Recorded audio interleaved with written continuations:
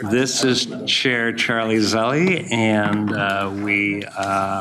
in case you wondered and didn't know, this is the Metropolitan Council meeting September 10th, 2025, and it's my great honor to call this meeting to order.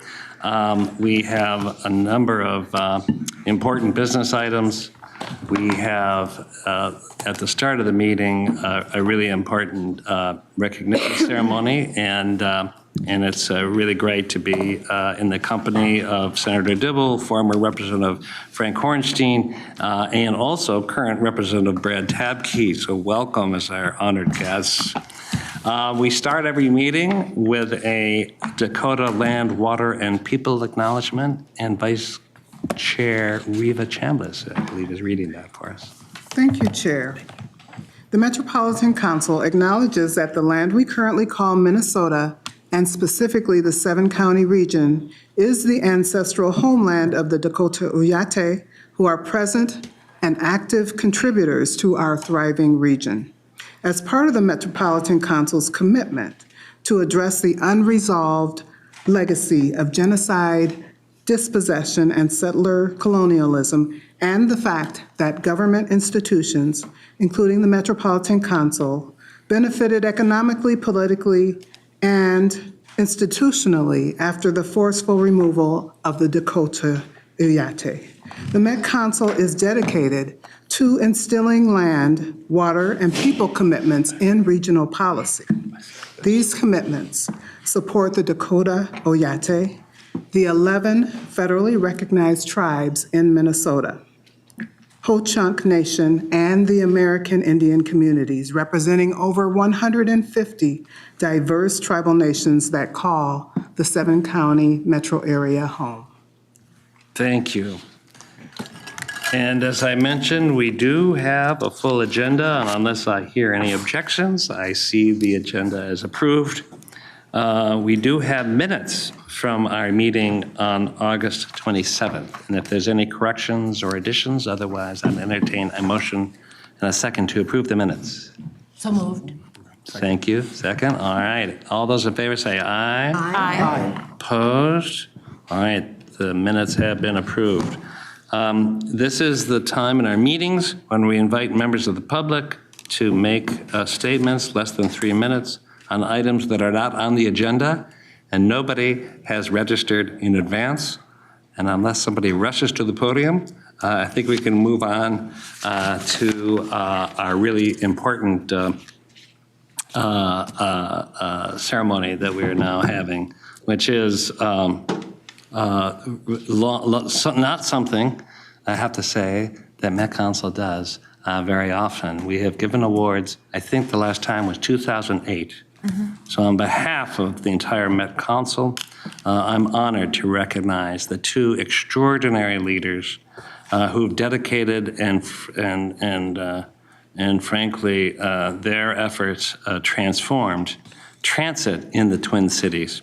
Senator Scott Dibble and Representative Frank Hornstein. Now, their leadership, particularly during the 2023 legislative session, has been something we talk about a lot in this body because it helped not only the regional sales tax for transit that eliminated the longstanding structural deficit, but what it really did is to help create the foundation for a stable, dedicated source of funding and an opportunity to modernize our transit system for generations really to come. Now, we understand, and I always say that this didn't happen overnight, nor in one session. It was involved over 2 decades of groundwork involving many people, many sectors, many legislators, and that's why I really appreciate Representative Tabke here, because when you think about all the fingerprints that are on this effort, it culminated in that 2023 session. Senator Dibble and Representative Hornstein have been, frankly, at that kind of campaign every step of the way, and I have had the great privilege of knowing them personally for a couple of decades, and I have witnessed that effort and how much legwork, how much effort, how much speeches, how much legislation, how many representative speeches on the floor on efforts that didn't succeed right away, let's just say. I've been in meetings with them, with the previous governor, when we were disappointed that we weren't making progress. But did that stop? No. We kept that effort going. And we know that the foundational value behind it wasn't about more trains or buses as much as we love them. It was about how do we make connections for people? How do we create a thriving, equitable community? How do we have a region which is not only competitive, but it is there to provide the access to opportunities, the access to a low carbon future, and access to the kind of Minnesota that we love. And so it is with deep honor and appreciation that I get to be able to thank both of them on behalf of all of us and to bestow upon them the Metropolitan Council's Regional Leadership Award. So with that,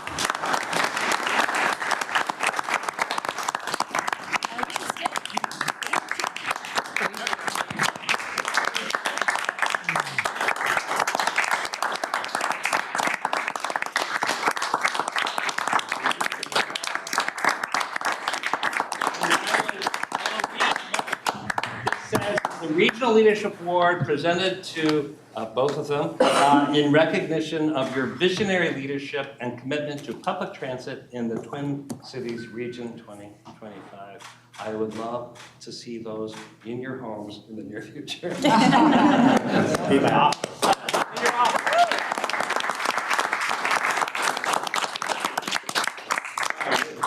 So, I think we'd like to share a few thoughts if we could. Please, speech. Yes, Speech. speech. So let me first just say thank you so much for this recognition and this honor.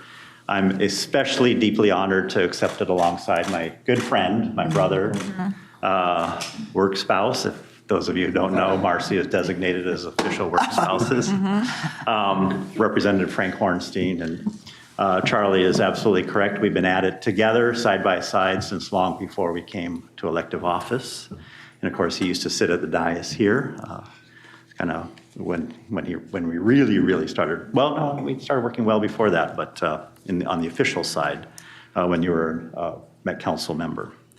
So the historic funding bill we passed in 2023, Charlie just hit it all on the head. It was a culmination, certainly of 20 years of legislative effort, but we actually go back about 30, 35 years on this of organizing and movement building and an unrelenting political effort. We knew that if we failed, Judd and I talk about this a lot, that our transit system was on the brink of collapse at one point. So with this, we secured a stable, sustained funding source that will carry our transit, bicycling, walking infrastructure into the future, which will deliver economic opportunity, healthier communities, and a real response to the climate crisis.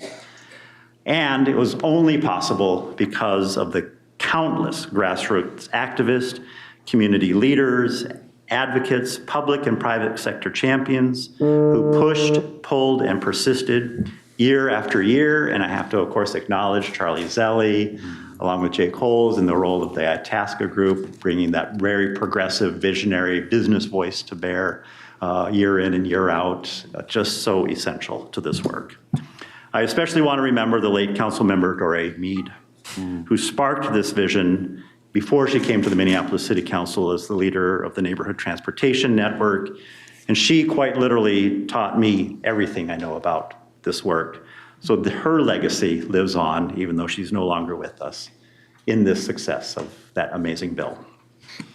And as transit, as Charlie said, transit, biking, walking is more than just getting from point A to point B. It is the heartbeat of a community, connects people to jobs, school, healthcare, and opportunity, shapes the vitality of our neighborhoods, strengthens our economy, ensures every person in this region can fully participate in the life of our region and state. But I also want to be sure to thank everyone here or on the dais and everyone who works at the Metropolitan Council.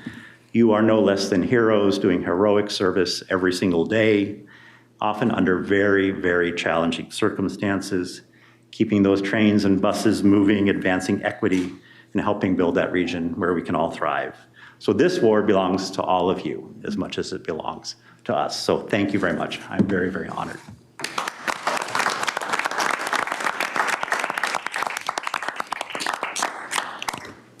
Let's another round of applause for our great chairman, Scott Dibble.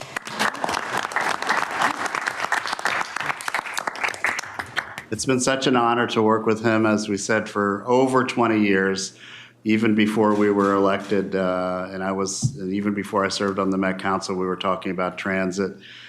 Trains, not lanes, was the moniker that Senator Dibble's organization, the Neighborhood Transportation Network, had when 35W was proposed to be expanded. So we go back to the 1990s, and our dream was finally fulfilled in 2023 with all of your help. I'm so deeply honored to get this award, and particularly from where I started my public career at the Met Council as a Met Council member. We could only dream of something like this. And this sales tax and the other revenue that the Met Council raises, I think will continue to make this region the arterial bus rapid transit capital of North America and the BRT capital. We've got those good highway BRTs as well, but we're already up to the E-line, and looking forward to the other letters coming online soon. So thank you from the bottom of my heart. Your work has been indispensable. Judge Shetland has been just an incredible presence for the council at the Capitol, has also been there every step of the way with us, and I want to acknowledge and appreciate Judd's work as well. And also to thank Representative Brad Tabke. You're looking at the future of transportation leadership in our region. He was very instrumental in helping us with the 2023 bill, particularly giving it a whole regional flavor. And so thank you, Representative Tabke, reminding us Minneapolis folks that we can't forget about Scott County and the other surrounding collar counties. So thank you so much again, and thank you for your work. We look forward to our continued work together. Yeah.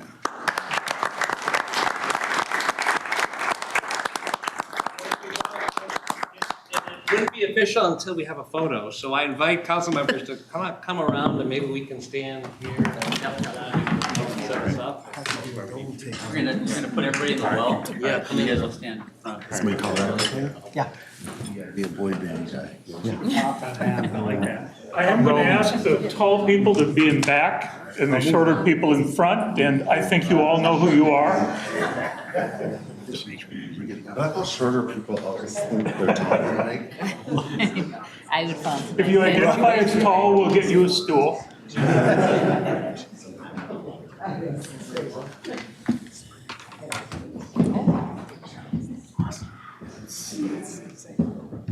Trying to do this without getting a workers' comp claim. This side, can I have you just come out this a little more this way? You gonna use this? And everybody scoot over this way just a little bit. How you wanted to use that, John? So like this. Oh, I get everybody's face. I got you by the belt buckle. Scrunch it. Scrunch it. More than I want. I have to move over behind the ladies.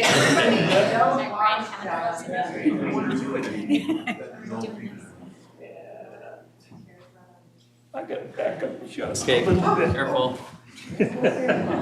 I'm not OSHA approved.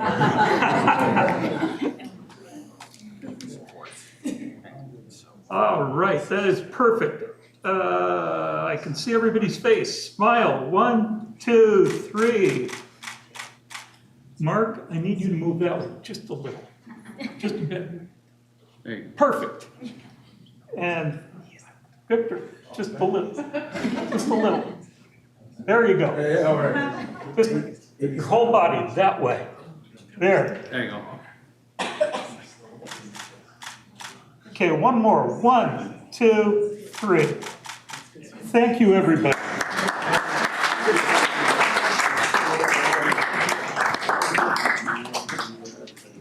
Say, could I get Brian Judd, the chair, and our two esteemed, all of our esteemed legislators?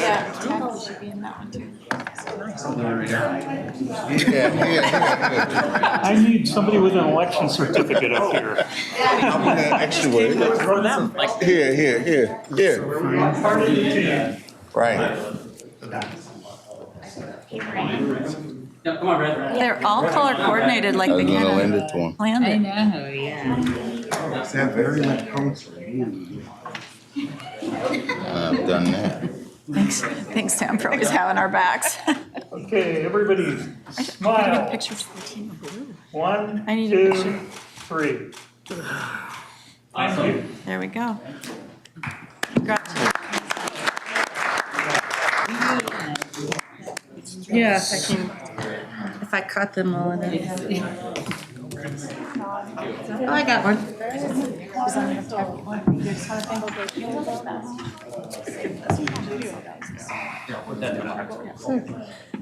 That's sweet. It's fine. So why do we have a photo booth? Okay.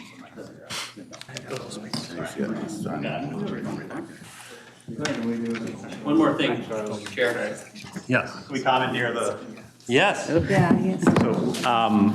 If we could just take the indulgence of the chairs momentarily, just to express our deep gratitude for Charlie Zelli and his many, many years of service. Thank you. And his friendship and his steadfastness has just been phenomenal. The private man who became the public man. And he is, going back to his work, of course, in leadership at the business community level, the Itasca group, and the amazing leadership that then segued into Department of Transportation and then the Met Council. And of course, he's, our constituent, which we're very proud of. So thank you very much for everything, for your friendship and your incredible leadership and your vision, and really helping make this region and the state what it is.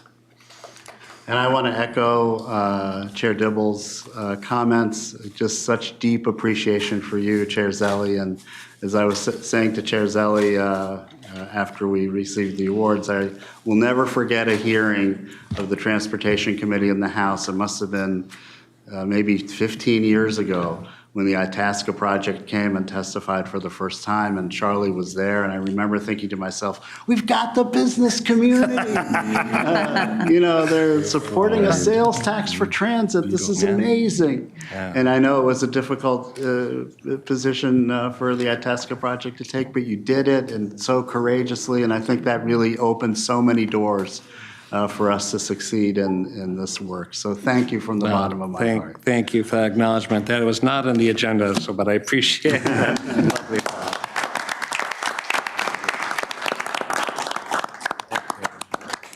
It just goes to show, anytime you volunteer for something, you never know where it's going to end up. But watch yourself. Exactly. Thank you so much, and congratulations.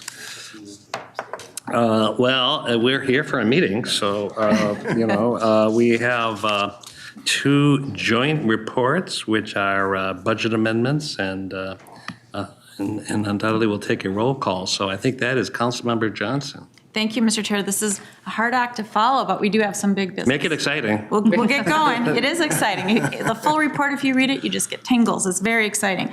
Mr. Chair and council members, this is business item 2025-194. It is a joint item that is coming before you. It's the Unified Budget Amendment. The 2025 third quarter budget amendment makes changes to the operating budget and community development, transportation, and to the capital budget and community development and transportation. The proposed amendment was reviewed and approved approved by the Community Development Committee on August 18th, the Transportation Committee on August 25th, and the Management Committee on August 27th. In the Community Development operating budget, the amendment increases the amount available for federal housing choice voucher pass-through funds by $5 million. In Transportation, the amendment swaps $1.2 million in MVES funds currently in the MTS Contracted Services operating budget and moves those funds to the capital budget and brings in $1.2 million in federal funds from the capital budget into the operating budget.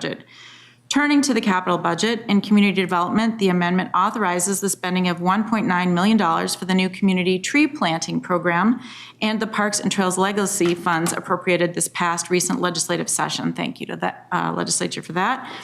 In Metro Transit, the amendment adds $20 million for the material management storage facility and $12 million for the Gold Line Phase 2 project. In MTS, the amendment adds sales tax funds for the suburban transit providers to the budget, consistent with the revised transit funding allocation policy also being brought forward at tonight's council meeting. The individual projects and their changes are all outlined in Table 9 and 11. And with that, Mr. Chair, the motion is that the Metropolitan Council authorizes the 2025 unified budget as amended and in accordance with the attached tables and reports. Thank you. Is there a second? Second. Second, thank you. Motion and second. Any discussion?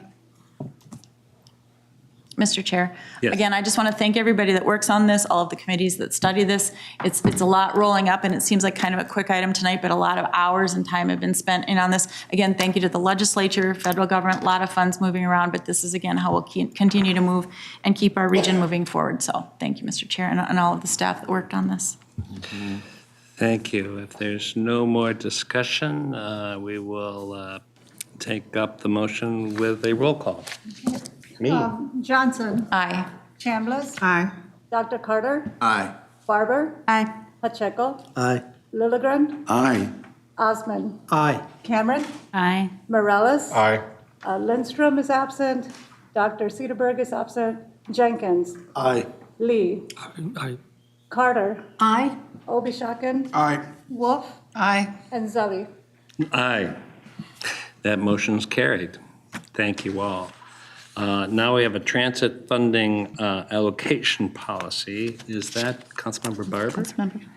Thank you, Mr. Chair. Mr. Chair, council members, business item number 2025-170, JT updates the transit funding allocation policy. The proposed policy allocates transit funding amongst transit providers. For replacement service municipalities, also known as suburban transit providers, the updated policy allocates federal funds using the full federal allocation formula, regional transit debt service levy funds based on city-level levy funds, regional transportation sales and use tax revenue based on population. After accounting for state-directed uses of these funds in our 25-year forecast, the policy also sets general policy for these funds. The revised policy does not change existing state funding allocations to transit providers. The policy also increases federal allocations to the University of Minnesota Transit System. Adopting the allocation policies policy enables transit providers to develop 2026 budgets and future capital plans based on clear policy direction and increased certainty for future funding levels. The proposed allocation to suburban providers reflects a combined $3.8 billion from all sources from 2026 through 2050, a net increase of 11% above currently projected financial assistance. Therefore, Mr. Chair, I move that the Metropolitan Council adopt the attached FM 12-3 transit funding allocation policy and direct staff to develop procedures to implement this policy. Second. Is there a second?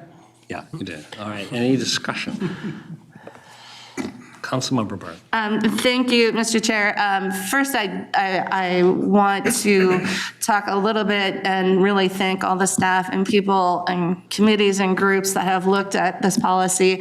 A big thank you to Charles Carlson, who did a ton of work on this and made sure people had tools and information to be able to talk about it and discuss it and understand it. It's an incredible amount of work that's gone into this.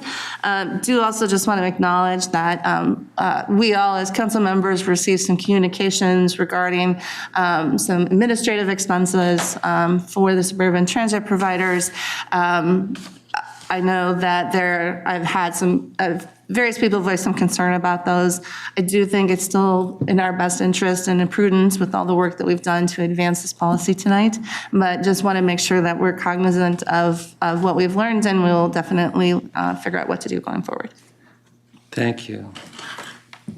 Councilmember Lilligren. Yeah, thanks, Mr. Chair. I'm really excited to be moving on this day, really, and also congratulations and thanks to Deb Barber for her leadership here, Charles Carlson for sure, and I agree it's important to move this forward and we can adjust it. We have a transparent policy that's predictable over 25 years now, and there's someone who's been involved in transportation for a while in this region. It's just exciting. We've never been able to do this before. Right, and this is super exciting. And one of the things I experienced when I served on the Minneapolis City Council and was Minneapolis representative here on the Transportation Advisory Board for 12 years was the impact of new funding or additional funding on our system. And it kind of surprised me when it happened. There were a couple of times the federal replacement dollars for the 35W bridge over the Mississippi after it collapsed, or during the American Recovery and Reinvestment Act, when new funds came in, fairly short term, and the impact they had on the near years on our transportation policy plan and our transportation improvement plan especially was dynamic enough, but the impact they had on the out years was really surprising for me to see as a policymaker how much movement there was in motion. And with the staff here at my council, the state, the city of Minneapolis, they helped us hold it together.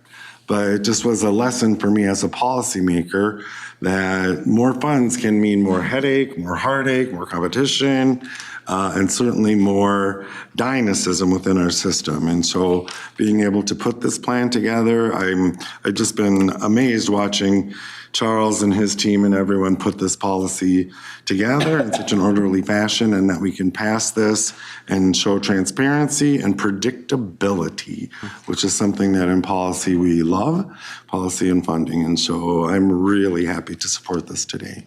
Thank you. Councilmember Barber. Thank you, Mr. Chair. Just to follow, thank you very much for your remarks, Councilmember Lilligren. I think, we gave out the regional awards just a little bit ago, and really based off of funding statutes that really led for our ability to be able to do this. Because I come from project management and planning, the ability to plan something out 25 years and be able, doesn't mean things won't change, we won't react to things, but to have that kind of stability, to be able to know that we can make decisions is just really profound. And so, which is very much why Senator DeVille, Representative Hornstein, and their committees and people, and of course, my good representative, Tab Hughes, is here, but it was very important to recognize some of that because we can do this because of the work they did.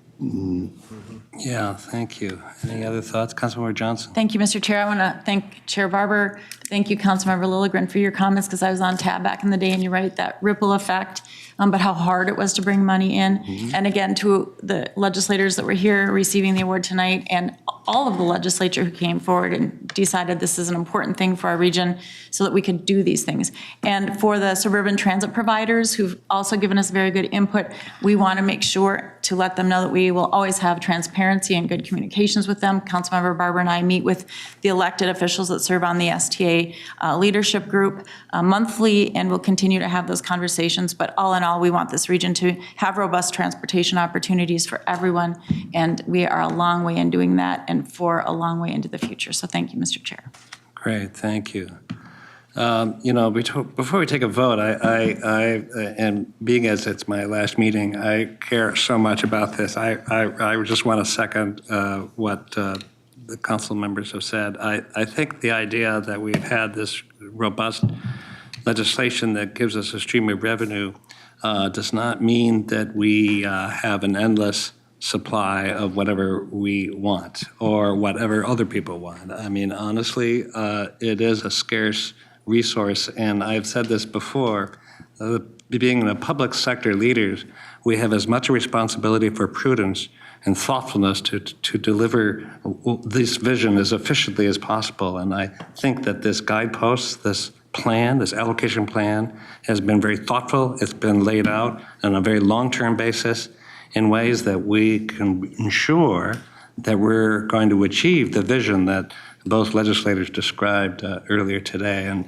when we think particularly about some of the pushback we've gotten from suburban transit providers, it concerns me, this information that came out in this past 2 weeks about high administrative costs and service duplication. Honestly, they do not, the suburban transit providers are not accountable to us. They are accountable to their own boards, which are elected officials from those areas, and to the legislature. And I think that because we are regional and we're appointed by the governor, we have to take a thoughtful, a global approach. And the idea of large, even compensation levels that go beyond anything that any manager or leader in this body would ever expect to receive. It is a bit of a incongruous. And I think that this is a time when the legislature has asked us to study high subsidy routes, which we are going to be doing. The idea of transparency, the idea of actually let's see what performance we get for the dollars that are spent by the taxpayers. And I really, though I will not be here, I'll be very interested, because once you're interested in something, you never leave it, whatever hat you're wearing. And I would invite the legislature to take a closer look. And I think the council can be helpful to be a good partner in providing information, because when we look forward, we need to continue to provide the kind of connection which is not easy to do. You know that we are in the process of limiting some of our transit routes. Mm-hmm. We are expanding in dramatic ways where it's important. But I think at this point, this is an opportunity with this allocation policy sets a framework, but we should continue to be engaged in that transparency and the idea of being thoughtful about where those allocations are deployed. Mr. Chair. Councilmember Johnson. And if I may, I think if I've said this once, I've said this at least 100 times. For our suburban transit providers, I've had a long history with them and we meet with them regularly, and they're each very different and unique. So as one goes one way or another goes another way, each system is really locally controlled, even though they have an advocacy group and an association for all of them. So I represent Plymouth and Maple Grove, and I think they're doing a fine job, and we'll continue to have those relationships. And the others, I know them well too. So when we talk about the providers, they still have their individual characters, how they operate, what their future orientation looks like for expanding service, and really do get along great with Metro Transit. So thank you, Mr. Chair. Thank you. Any other thoughts, questions on this allocation policy? All right, we've had a motion and a second. I'll call for a vote. All those in favor say aye. Aye. Opposed? That motion is carried. On to our consent business agenda. We have a number of items. Is there a motion and a second to approve the consent business items? I'll move. Second. Second, thank you. Any discussion? All right, all those in favor say aye. Aye. Opposed? All right, that motion's carried. On to our standing committees. We have the Community Development Committee, and there are 2 items. Councilmember Lilligren. Yeah, thanks, Chair. And before I give the report, I just want to say what a joy it's been working with you. We'll miss you. Look forward to supporting your successor in the role, but it's really been a high point. So thank you, Miigwech. Cool. So community development brings 2 items forward for consideration tonight. The first is item 2025-221. It's an amendment to the City of Bayport's 2040 Comprehensive Plan. Bayport recently annexed 10 acres of land from Baytown Township for the purpose of developing a new elementary school.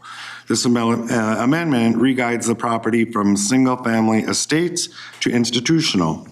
The site's located just east of Stagecoach Trail North and south of County Highway 14.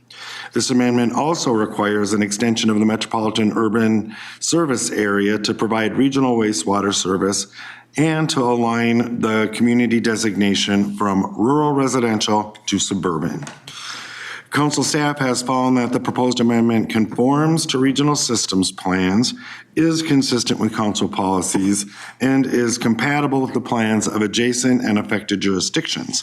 So, Mr. Chair, I move that the Metropolitan Council adopt the attached advisory comments and review record and take the following actions. First, authorize the City of Bayport to place its comprehensive plan amendment into effect. Second, amend the city's forecast as described in Table 1 of the review record. Third, revise the Thrive MSP 2040 and Imagine 2050 community designation for the amendment site from rural residential to suburban, as shown in Figure 2A in the review record. And fourth, advise the city to implement the advisory comments in the review record for land use and water resources. Thank you. Is there a second? Second. Thank you. Any discussion? All right, hearing none. All those in favor say aye. Aye. Opposed? That motion carried. Councilmember Lilligren. Yeah, thanks, Chair. The next item is item 2025-223. It's the funding recommendations for the 2025 Livable Communities Act Pre-Development and Policy and Programs Grant. Council members, this is to award $1.3 million in livable communities in HUD PRO or Pro Housing grant funding to support 4 potential redevelopment sites, along with the development of 7 policy or affordable housing programs. Upon completion, the grants are expected to result in up to 11 affordable for-sale townhomes, including 3-bedroom units, nearly 280 affordable apartments with a mix of 1, 2, 3, and 4-bedroom units, 36,000 square feet of renovated space for the American Indian Family Center, for Interfaith Actions Department of Indian Works, the DIW, and the Montessori American Indian Child Care Center. 3 communities creating options for the use of their local affordable housing aid funding, 4 communities updating their zoning code and other ordinances, and finally, research and development of 4 more locally administrated housing programs. So, Mr. Chair, I move that the Metropolitan Council award 4 Livable Communities Act pre-development grants totaling $1 million, as shown in Table 1 of the business item, and that the Metropolitan Council award 7 Livable Communities Act policy and affordable housing program grants totaling $311,000, as shown in Table 2 of the business item. Thank you. Is there a second? Second. Thank you. Any discussion? Chair. Yes, Councilmember Chambliss. Yes, I'm happy to have seconded this motion, and I know that we have some new enhancements to our pre-development goals and our new policy grants that are going to help us meet the growth needs in our region in an equitable and inclusive manner. It's one of our tools that we use to invest in our region and meet our land use planning goals, and it helps address the needs for larger units as well as something that the council has expressed a need for families. Thank you. Mr. Chair? Yeah, thanks, Councilmember Chambliss, for those comments. And one thing I meant to mention is that it's really gratifying, I think, from the CDC Community Development Committee perspective, to have 7 Livable Communities Act policy and affordable housing program grants. Last cycle, we had no applications for the policy development grants. And so to see this increased interest, demand, I think that's really gratifying as a committee and certainly as a council. Yeah, absolutely. All right. Seeing no other discussion, I'll call for the vote. All those in favor say aye. Aye. Opposed? That motion carried. There are no reports from the Environment Committee nor the Management Committee, but back to the Transportation Committee. Councilmember Barber. Always something from transportation. So thank you, Mr. Chair. Mr. Chair, council members, business item number 2025-137, request the council to approve the adequacy determination for the Metro Blue Line Extension supplemental final environmental impact statement. The adequacy determination would conclude the project's environmental review and is the parallel steps to FTA's amended record of decision issued August 11th, 2025. The council is a responsible governmental unit under the Minnesota Environmental Policy Act.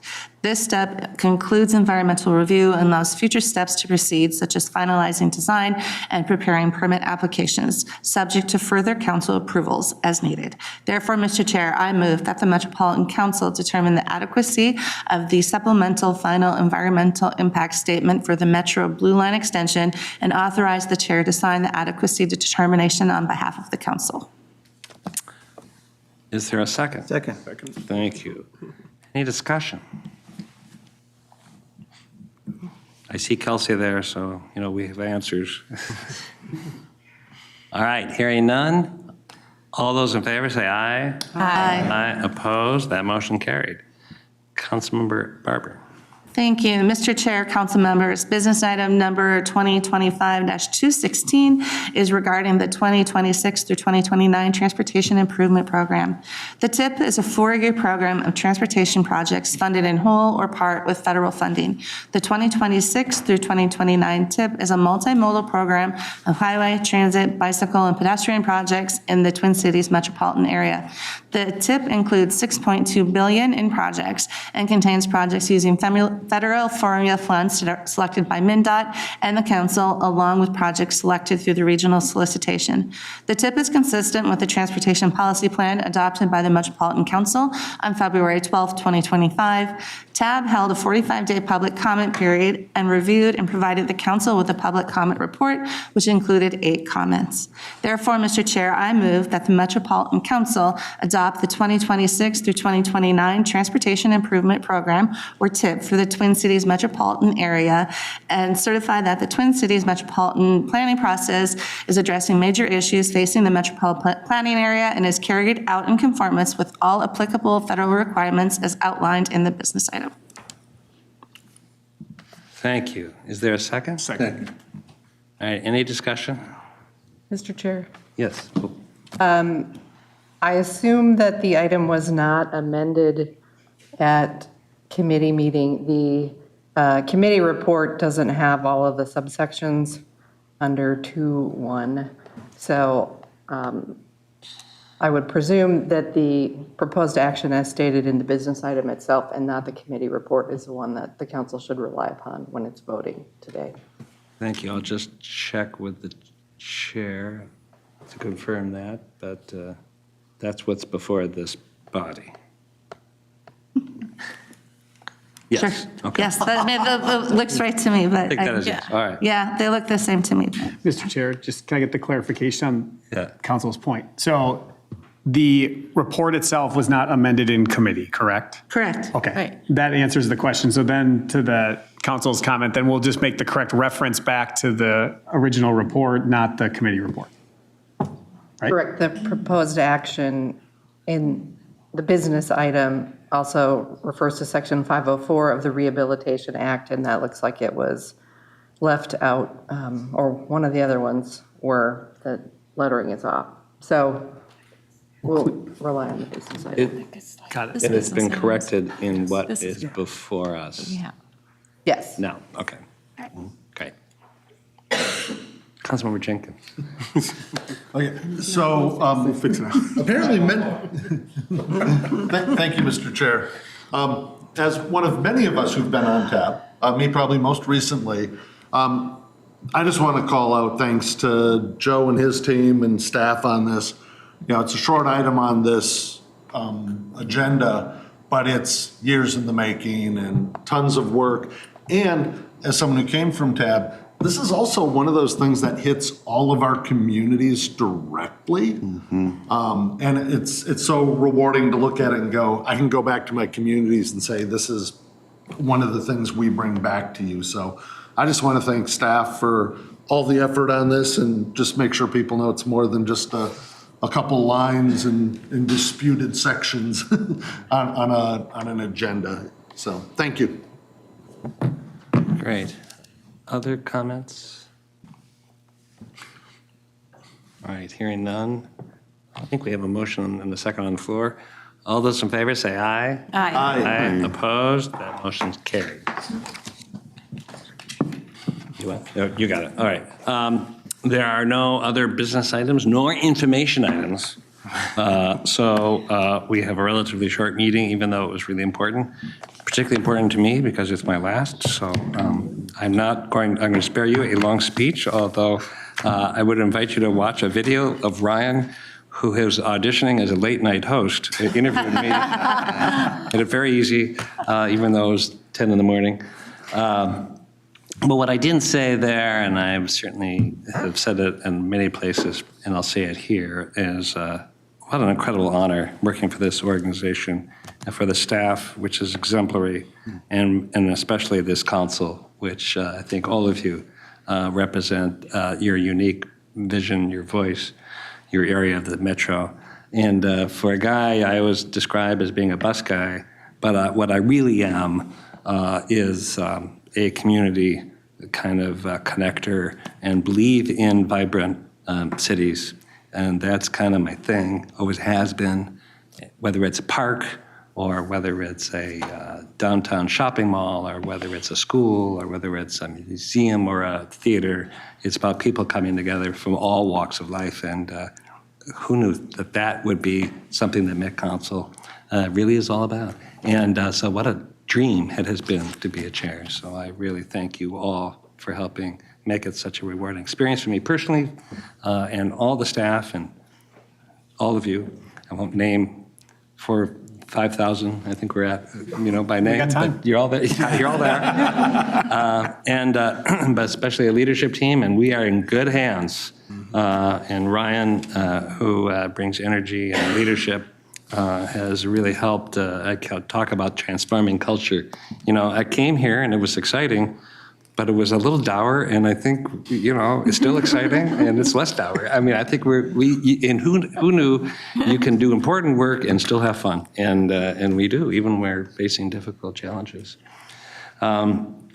So I mentioned I won't give you a long speech, but I do value each and every one of you, and I apologize to several of you because I've been on my last meetings for several different things, and for Robert and Riva, and we've had a couple of meetings today, and I'm so busy saying goodbye. You're going to say, like, will you just leave? So okay, I'm just leaving. This is it.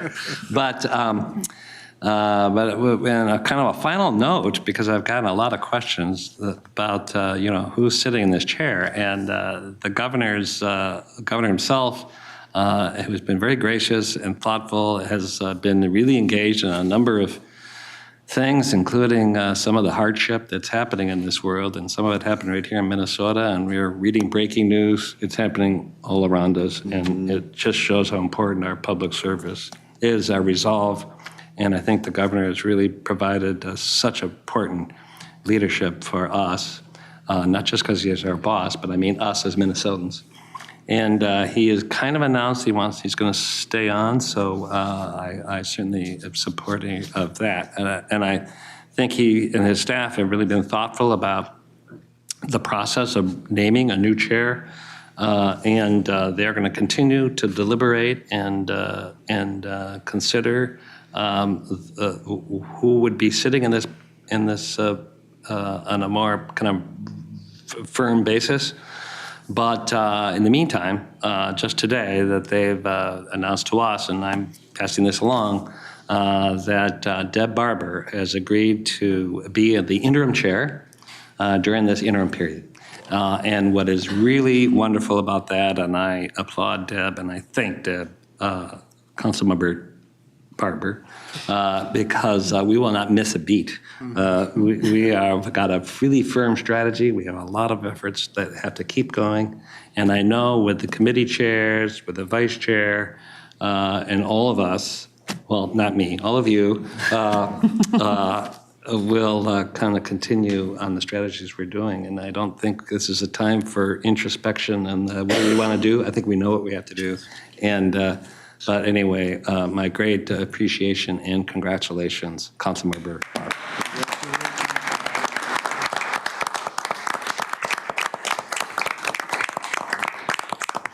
The one advice I got from, I think it was Councilmember Muse, and he said, "This meeting doesn't start or end unless you hit that gavel." I thought, oh, okay, good advice. So I'm just passing that on now.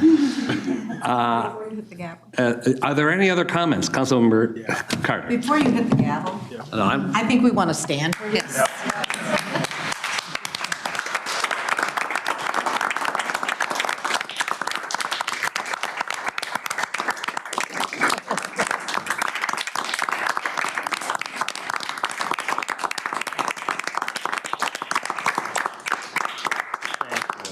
I appreciate it. Senator Klobuchar said Monday that I cry at openings. I also cry at Councilmember Carter. I just want to make a comment.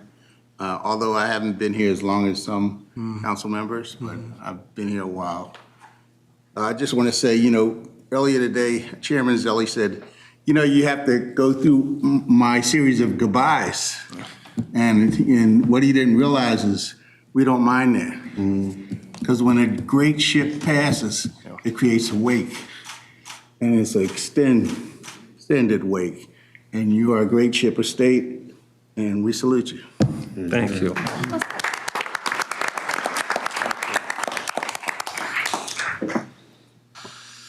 Any other thoughts?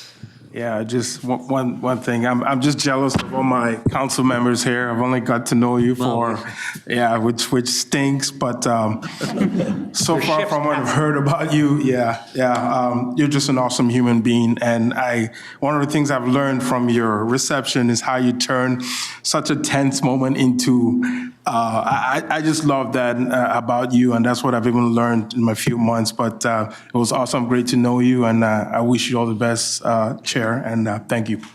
Thank you.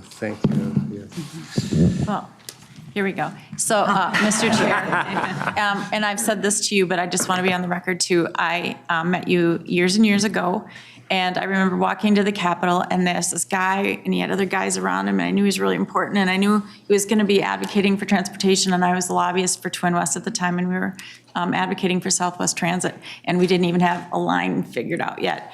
And I think that was probably one of my first times I officially met you, and I think I just bonded with you instantly because we had, there were just times where you waited to get into a hearing room and for things to happen, but I started to just understand your deep connections. I also understood then when I worked at Greater MSP, and before that, quite frankly, around the Regional Council of Mayors, but you work on Itasca for all of those years.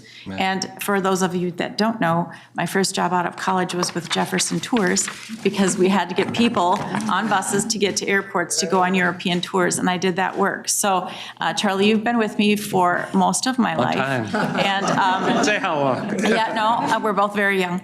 And I just want to thank you from the bottom of my heart for being a great example of leadership, showing up just about anywhere at any time, doing whatever you could to not only move the moment and the thing that you're working on, but it was always about something bigger. So, Charlie, thank you very much for your leadership. This region is very grateful to you. Thanks, Trudy.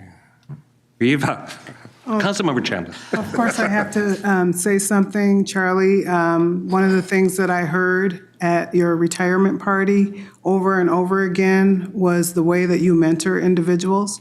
And I appreciate the way that you mentored me and the way that you have mentored emerging leaders. I know that everybody here is going to miss you. I know I'm going to be missing sitting alongside you.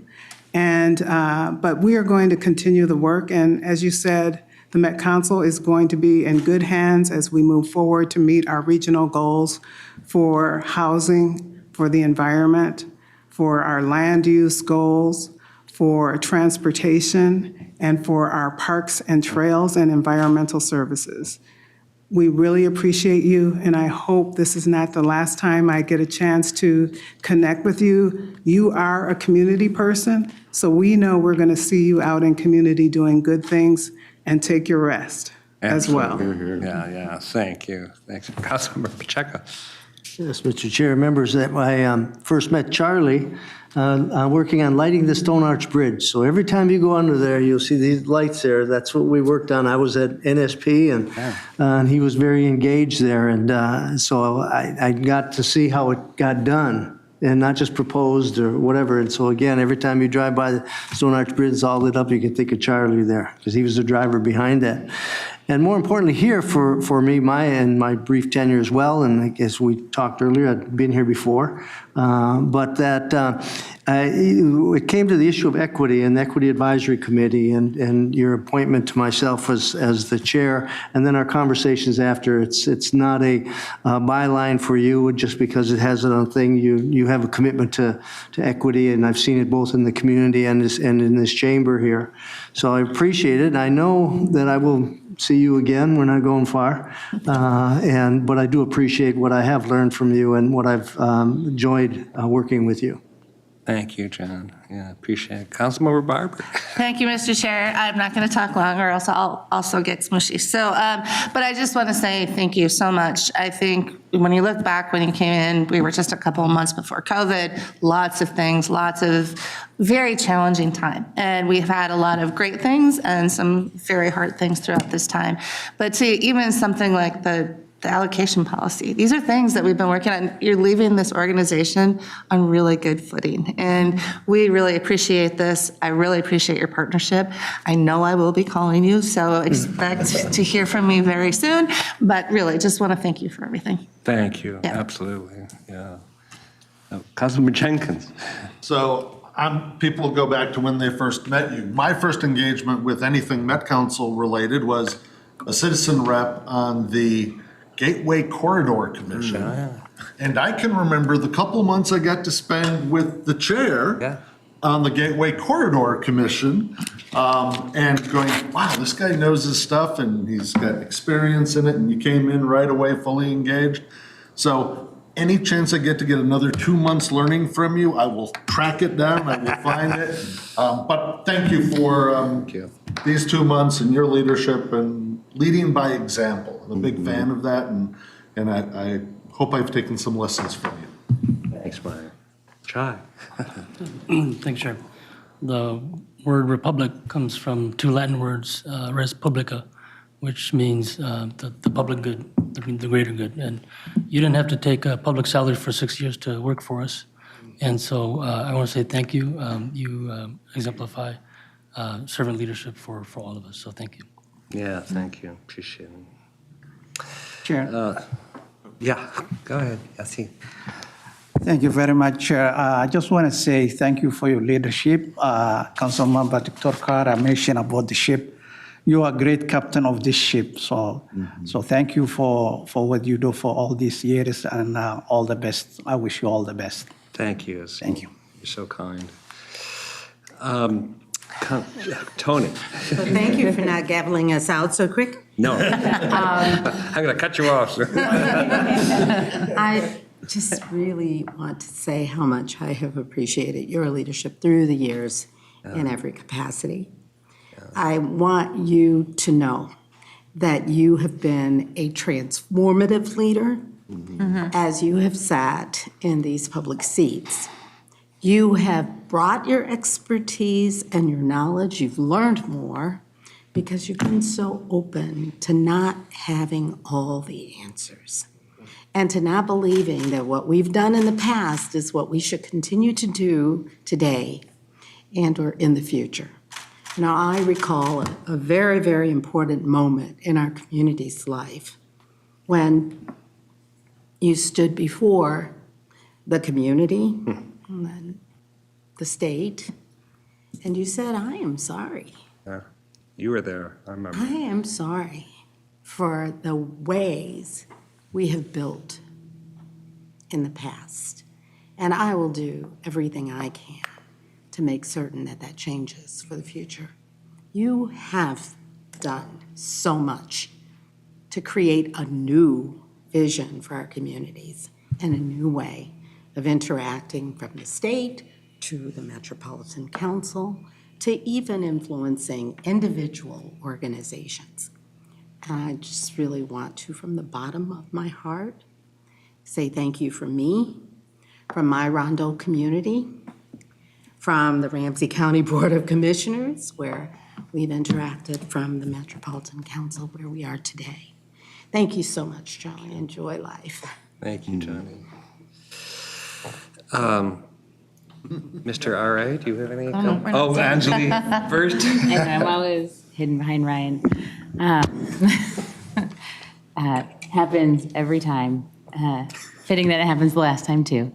But Chair, it's, like many, I've heard many goodbyes to you this week. And I think back to, I knew you by reputation while I was in state government as, the head of MnDOT, and everyone, whether it was the governor's office or government teams across state government, just spoke about Charlie as, the leader. This is the guy that if you want to work with anyone in state government, you want to work with Charlie Zelli. And so certainly that, it played a factor. I wanted to be on Met Council with you as chair. I'm not quitting. This is not that announcement. I'll stay. But, it was very meaningful that you were chair and played a big factor in me joining. And I also think about when I was appointed and had the opportunity to sit down with Charlie for the first time, one-on-one, and, a titan of industry, this government leader, all of the things, and then you meet him and you think, this is the guy that this is. He is, and your kind and compassionate and genuine nature belie the brilliance that you have, and I think that is what it's that, I don't know if gentle leadership is the right word, but it's just incredible what you do, and that while you are leading with strength and with strategy, you also do it in a way that is compassionate and kind and never leaves anyone behind. And so that is lessons that I've learned as you've mentored me over these last few years, and I think it's been incredible to work alongside you, Charlie. Thank you, Angela. Thank you. Appreciate that so much. Yeah. Ryan, any last? Mr. Chair, I have four mundane updates. I often try to reflect stories that share our organization and what's happening, different parts or pieces we may not hear from what's going on in good work across the organization. And I would just reflect the view that I had an opportunity to get to share earlier this week, that thousands of employees here have appreciated the steadfast leadership that you have brought here with this entire council. Predictability matters, vision matters, knowing what you come to work to contribute to every day matters. And you've been the first to say you need a team to do that work for sure.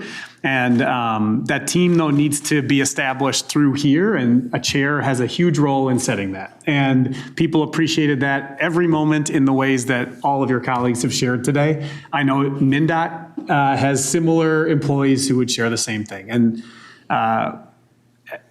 I just think as a part of trying to build teams, there's nothing better than when a team says, your contributions helped everybody else do more than they would have otherwise done. And I want to acknowledge that and thank you for that. Thank you, Ryan. So appreciate. And Chief Counsel. Thank you, Mr. Chair. This is a little awkward. Ryan told me this was going to be more like Festivus. This is the Great. I guess I'll have to change my remarks a little bit. I've known for a long time, as long as the agenda wasn't amended, that I would kind of get the last word on you, and I don't take that responsibility I know. lightly. Talked to a lot of my colleagues and said, I'm going to be speaking today about Chair Zelli. What would you say? And I think it all boiled down to very simply, on behalf of all of the staff who've been with you through all of it, just thank you for being that calming leader that we needed through some really turbulent times. Mm-hmm. I appreciate you, and I will miss you. Thank you, Ann. Mm-hmm. Thank you all so much for your kind words and for your friendships, and which will continue. Great thing about this civic space and government is there's always an opportunity to engage, and I'm not going to disappear. So you'll see me again. And with that, 5:06. It's a beautiful day in Minnesota. This meeting's adjourned.